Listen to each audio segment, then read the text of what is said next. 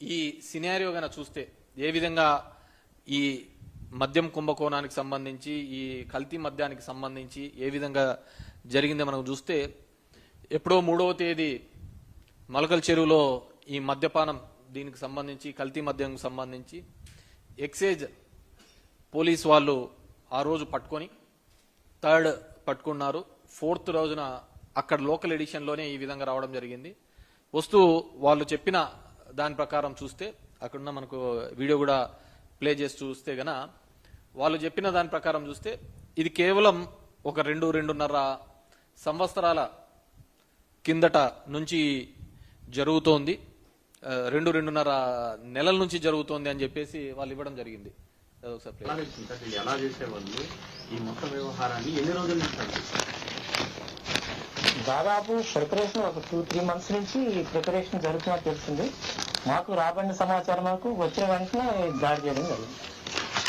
అంటే ఎలా తయారు చేసేవాళ్ళు సార్? ప్రాథమికంగా మీరు మిషనరీస్ గుర్తించారు కదా, ఇవన్నీ ఫెసిలిటీస్ లో ఉండాల్సినటువంటివి మారుమూల గ్రామంలో ఒక పల్లిలోకి తీసుకొచ్చారు అంటే ఇవన్నీ ఎస్టిమేట్స్ ఎక్కడి నుంచి వచ్చింది? సో 2.5 నెలల నుంచి ఈ కార్యక్రమం జరుగుతోంది అనే విధంగా అక్కడ ఉన్న డిఎస్పీను ఈసీను వీళ్ళు ఎక్సైజ్ సూపరింటెండెంట్ వాళ్ళు మాట్లాడుతూ చెప్పడం జరిగింది. కానీ ఈరోజు కథనాలు చూస్తే అది 2.5 సంవత్సరాలు 3 సంవత్సరాల నుంచి జరుగుతోంది. దీనికంతా వైసీపీ హయాంలోంచే మొదట ఆఫ్రికా నుంచి అన్నారు, మళ్ళీ దాని తర్వాత ఇప్పుడు లోకల్గా ఉన్న జోగి రమేష్ ద్వారా జరిగిందని చెప్పి ఒక పొలిటికల్గా తీసుకొని రావడం జరుగుతుంది. నేను ఒకటే చెప్పదలుచుకున్నా, 3వ తేదీ ఇది లోకల్ పేపర్లో వచ్చిన తర్వాత మళ్ళీ 6th వరకు ఎక్కడే కానీ ఏ పేపర్లోనూ రావటం లేదు. ఎప్పుడైతే వైఎస్ఆర్ కాంగ్రెస్ పార్టీ కల్తీ మద్యం గురించి పలు అంశాలుగా ప్రస్తావించడం జరిగిందో, జోగి రమేష్ డైరెక్ట్గా స్పాట్కు పోయి ఇది నారావారి సారా అని చెప్పేసి ఎగ్జిబిట్ చేయడం జరిగిందో, బయట పెట్టడం జరిగిందో, ఆ రోజు నుంచి కూడా దీని మీద మేము పెద్దగా యాక్షన్ తీసుకుంటున్నామని చెప్పేసి చేయడం జరిగింది. దానిలో ఉన్న జయచంద్రారెడ్డి అదేవిధంగా జనార్దన్ అనే వాళ్ళను ఇద్దరిని సస్పెండ్ చేస్తున్నట్టుగా చెప్పడం జరిగింది. ఈ జనార్దన్ అనే అతను సౌత్ ఆఫ్రికా నుంచి ఒక వీడియో రిలీజ్ చేయడం జరిగింది. ఆ వీడియోలో మనం బాగా చూసాము అంటే నాకు ఇది సంబంధం లేదు, నాకు ఆరోగ్యం బాగాలేకుండా ఇక్కడికి వచ్చాను అని చెప్పిన అతను ఎంత ధైర్యంగా ఒకవేళ ఇక్కడ కేసెస్ ఉన్నాయని విత్-ఇన్ 2 days ఎంత హుందాగా ఎయిర్పోర్ట్ నుంచి బయటకు వచ్చినాడో మనం చూస్తున్నాం. ఎయిర్పోర్ట్ నుంచి బయటకు వచ్చినారు. అతనికున్న ఈ కోర్టుకు సబ్మిట్ చేసిన దాంట్లో కూడా రిమాండ్ రిపోర్ట్లో కూడా ఆయన్ని తీసుకొని వచ్చినాము ఈ విధంగా 12 ఎవరో కొద్దిమంది మీడియేటర్ సహాయంతో, ఎవరా మీడియేటర్లు, ఎవరేం మీడియేట్ చేసినారో వాళ్ళు తెలియదు, వాళ్ళు ఏం మీడియేట్ తీసుకొని వచ్చి ఇతనికి ఇది చేసినారు.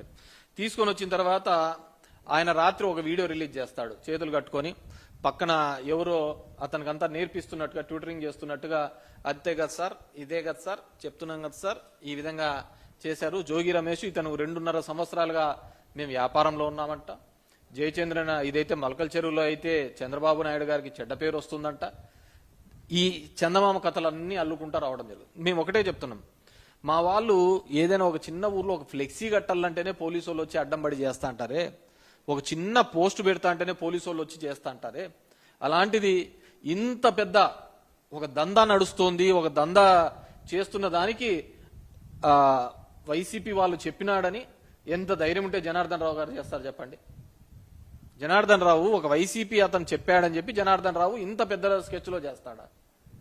గవర్నమెంట్లో ఇలాంటివి ప్రోత్సహించకపోయింటే, నేను సింపుల్ థింగ్ చెప్తాపా, మా గవర్నమెంట్ ఉన్నప్పుడు టు బి హానెస్ట్ చెప్తున్నా, హైదరాబాద్ నుంచి కానీ బెంగళూరు నుంచి కానీ ఒక 2 బాటిల్ తీసుకొని వచ్చా అంటే పోలీసు వాళ్ళు అడ్డం పడి నిలబెట్టేసి జైల్లో వేసిన సందర్భం. ఓ 2 బాటిల్ తీసుకుని రాడికి దానికి ఓ అని మా మీద అందరూ బాధపడిన సందర్భం, 2 బాటిల్ తెచ్చుకోలేరా అయ్యా అని చెప్పేసి. ఈరోజు పాపం 2 బాటిల్కి సంబంధం లేకుండా ఒక కుటీర పరిశ్రమే మొదలు పెట్టేసి గ్రామాన కూడా మొదలుపెట్టినారు. ఎందుకు వస్తుంది ఈ విధంగా కల్తీ మద్యం? ఎందుకు ఏ విధంగా తయారైతుంది? వీళ్ళు బెల్ట్ షాపులు అన్ని కూడా వేలాల్లో అమ్మినారు. 1 లక్ష, 2 లక్షలు, 3 లక్షలు, 9 లక్షలు, 10 లక్షల వరకు పోయిన వేలాలు. అక్కడ నా గ్రామంలో ఉన్న డిమాండ్ను బట్టి పోయినప్పుడు ఆ 10 లక్షలతో ఈ బ్రాంతి షాప్లోంచి సరుకు తీసుకొని అమ్మితే వాళ్ళకేం పెద్ద లాభం రాదు.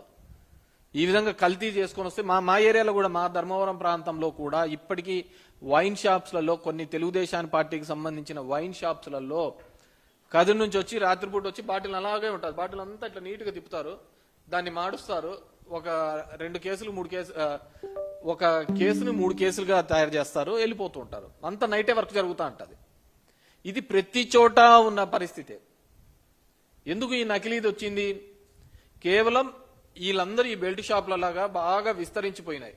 ఈరోజు నిన్న చంద్రబాబు నాయుడు అంటున్నాడు బెల్ట్ షాపులు ఇవన్నీ మేమన్నింటినీ వచ్చి మీద కఠినమైన చర్యలు.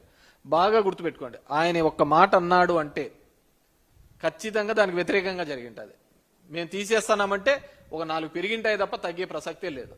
లా అండ్ ఆర్డర్ మీద మేము ఉపేక్షించము అంటే ఖచ్చితంగా గొడవలు జరిగింటాయి ఎక్కడో చోట. ఆ విధంగా చేస్తూ ఉంటారు. సో ఈరోజు వైఎస్ఆర్ కాంగ్రెస్ పార్టీ మీద ఈ విధంగా రుద్దే ఒక ప్రయత్నం నిజంగంటే కూడా నీచాది నీచమని. అందుకే నిన్న జోగి రమేష్ గాని వైఎస్ఆర్ కాంగ్రెస్ పార్టీ గాని ఒక థర్డ్ పార్టీ ఎంక్వైరీ చేయాలి అని చెప్పేసి సిబిఐ పార్టీకి మేము సిబిఐ దీని మీద ఇన్వెస్టిగేషన్ చేయాలి అని చెప్పేసి. ఎందుకంటే ఇక్కడ ఉన్న వాళ్ళు సిట్ అంటే సిట్టు, స్టాండ్ అంటే స్టాండ్. ఒక జగన్మోహన్ రావు అనే అతను వచ్చి జనార్దన్ రావు అని వచ్చేస్తాడు, వచ్చి ఒక స్టేట్మెంట్ ఇచ్చేస్తాడు, ఒక వీడియో పెడతాడు. అసలు ఈ ఇన్వెస్టిగేషన్ ఆఫీసరు ఈ విధంగా వీడియోస్ ఏ విధంగా లీక్ చేస్తాడు? తన ముందర ఇన్వెస్టిగేషన్ కాన్ఫిడెన్షియల్ గా జరగాలి, జరిగిన తర్వాత వీళ్ళంతా నిందితులు, వీళ్ళంతా ఈ విధంగా జరిగిందని. అది ఏ పార్టీ వాళ్ళు ఉన్నా కానీ ఒక ఇన్వెస్టిగేషన్ అంటే ఆ విధంగా జరగాలి.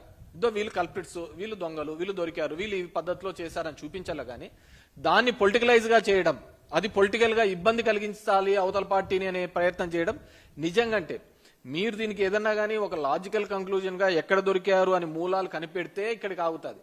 అది మిగతా పార్టీల మీద రుద్దే కొద్దీ ఖచ్చితంగా తెలుగుదేశం పార్టీకి అదే విధంగా నష్టం కలుగుతుంది తప్ప లాభం కలుగుతుంది. మీకు ఎవడు సలహాలు ఇచ్చాడో ఏమో గానీ అన్ని అవతల పార్టీ మీద బురద జల్లండి, తర్వాత మీకు మేలు జరుగుతుంది అనే పద్ధతికి అది నిజంగంటే తప్పుడు ఆలోచన. ఖచ్చితంగా ఇబ్బంది పెట్టే పరిస్థితి తెలుగుదేశం పార్టీకి. ఎందుకంటే ఇంతకుముందు విజయవాడలో కూడా కాల్మనీ జరిగినప్పుడు అలాగే జరిగింది.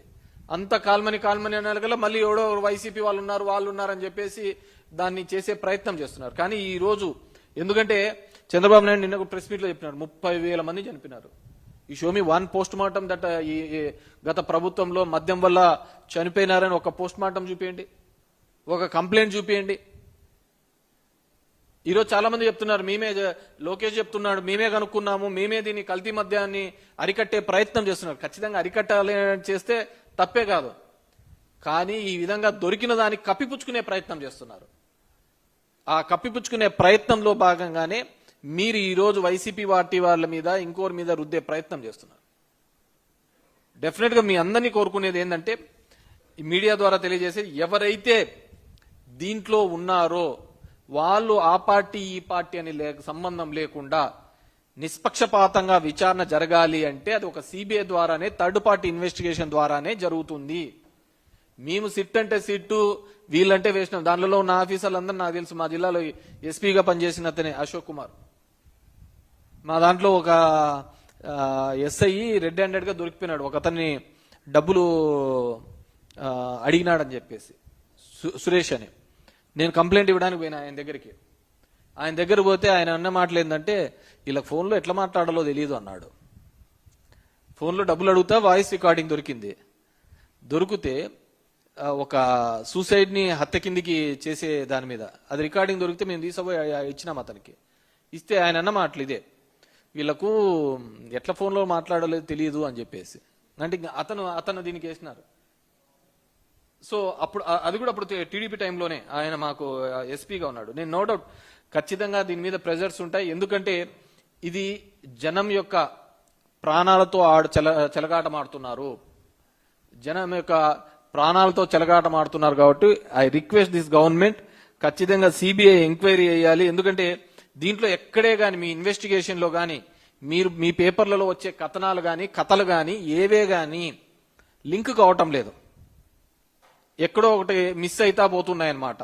సో ఇవంతా లింక్ కావాలి, ఖచ్చితంగా ఈ కల్ప్రిట్స్ బయటపడాలి. మీకు నిజంగా చిత్తశుద్ధి ఉందంటే, నిజంగా చిత్తశుద్ధి ఉంది మీ పార్టీకి, తెలుగుదేశం పార్టీకి, కూటమికి చిత్తశుద్ధి ఉందంటే ఖచ్చితంగా దీంట్లో కల్ప్రిట్స్ ఎవరో బయటపడాలి.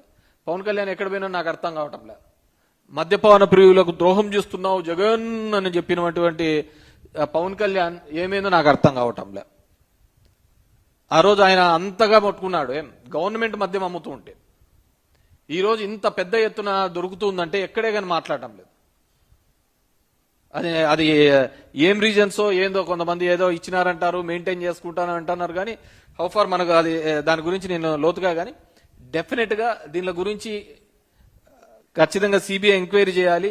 మా పార్టీ వాళ్ళని ఇరికించడం వల్ల మీరు తృప్తి పొందడమో, పేపర్లలో 4 కథనాలు వస్తున్నాయని దాని మీద మీరు బాధపడ్డమో కాకుండా, ఎవరైతే దీనిలో మూలాధారం ఉన్నారో అది ఎంతటి వారైనా వదిలిపెట్టమని మీరు అంత గట్టిగా చెప్తున్నారు. కాబట్టి డెఫినెట్ గా మీరు దీని మీద సిబిఐ ఎంక్వైరీ చేసేయండి ఖచ్చితంగా. అప్పుడు కానీ దీని మీద తేలదని చెప్పేసి కోరుకుంటున్నాను. ఎందుకంటే మీరు చేసేది మొదటి నుంచి కూడా బురద జల్లే రాజకీయమే.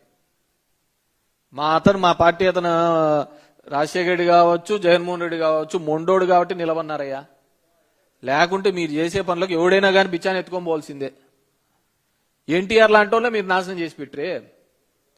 స్త్రీలోలుడని, లక్ష్మీభారతుడని, అది ఇది అని చెప్పేసి ఏమేమో చెప్పి కథనాలు చెప్పేసి ఇదే పేపర్లలో వచ్చినట్టువే కదా, ఇదే కథనాలు వచ్చినట్టు కదా. ఏమిటి ఇప్పుడు సోషల్ మీడియా అనే ప్లాట్ఫాము, ఇంకొక మల్టిపుల్ మీడియా ఉన్నాయి కాబట్టి సరిపోయింది. కానీ లేకుంటే ఇలాగే కదా అందరినీ నాశనం చేసేది. కాబట్టి మీ లైబ్రరీ ఏందో, మీరు ఈ విధంగా ఏ విధంగా కట్టుకథలు అల్లి ప్రజల్ని మోసంగా చేయాలనే ప్రయత్నం అప్పుడు చేస్తున్నారు, ఇప్పుడు చేస్తున్నారు. You are successful in that. ప్రజల్ని ఏ విధంగా మోసం చేయాలి, మ్యానిపులేట్ చేయాలి, వీటిలో మీకు మించినోడు లేనే లేడు. ఖచ్చితంగా దాంట్లో అన్ని డిగ్రీలు మీకే ఇస్తారు. కానీ ఇది ప్రాణాలకు సంబంధించిన విషయం, పేద ప్రజల ప్రాణాలకు సంబంధించిన విషయం. మీరు అంటున్న బార్ కోడింగ్ ప్రతి ఒక్కరి దగ్గర పనిచేయదు, అందరి దగ్గర ఫోన్ పే ఉండదు. ఎక్కువ మీ బ్రాండీ షాప్లలో, దీనిలలో మీ షాప్లలో ఉండేది 80% దినకూలీలే వచ్చి తాగుతా ఉంటారు.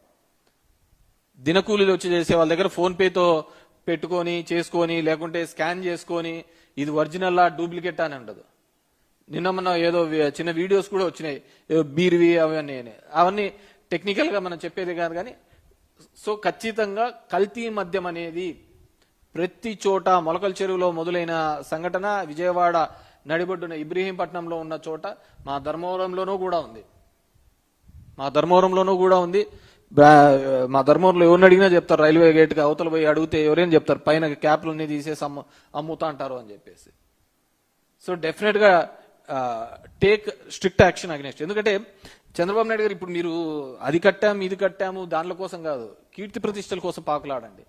గౌన సంపాదించుకునేదంతా సంపాదించుకున్నారు. ఇంకొక 40 తరాలు ఇంట్లో కూర్చొని తిన్నా కానీ సరిపోయినంత డబ్బులు సంపాదించుకున్నారు. కాబట్టి లేదు ఇంకా ఆ కీర్తి ప్రతిష్టలు ఇప్పుడు రాజశేఖర రెడ్డి గారికి కానీ ఇంకోరు కానీ ఏమున్నాయి, ఆయన లేకపోయినా కానీ ఇంకా కీర్తి ప్రతిష్టలే కదా. డెఫినెట్ గా ఎవరైనా 1000 సంవత్సరాలు బతకరు. కానీ మన కాలంలో మనం ఏం చేస్తాం, ఎటువంటి పరిపాలన అందించినాం, మస్తుకు చెప్పుకోవడానికి 2 పథకాలు లేవు, 2 పెద్ద కన్స్ట్రక్ట్ చేసినవి ఏంది లేవు. సో మనగా కల్పించుకొని చేసుకుంటున్న తరుణాలే ఉన్నాయి. కాబట్టి డెఫినెట్ గా ఈ కల్తీ మద్యం అనే దాంట్లో వీటి మీద కఠినమైన చర్యలు తీసుకోవాలని చెప్పేసి ఈ ప్రభుత్వాన్ని డిమాండ్ చేస్తున్నాను.